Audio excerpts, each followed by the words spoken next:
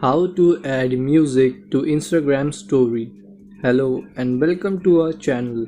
In this tutorial, I am going to show you how you can add music to your Instagram stories. So please watch till the end to properly understand the tutorial. And if you find this video useful, please give it a thumbs up and subscribe to be notified when we upload new videos. So without any further ado, let's get started. Open Instagram. Add a photo or video you want to upload to your story.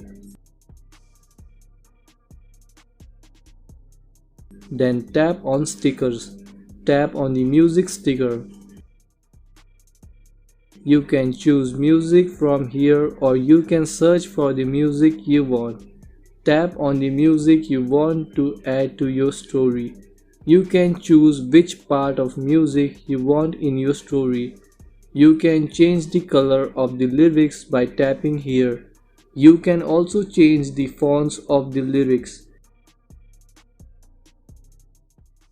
If you don't want to show lyrics, you can select these music stickers. After selecting, tap on Done. You can adjust the sticker position as you want.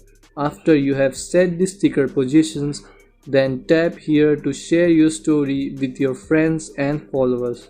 So this is how you can add music to your Instagram story.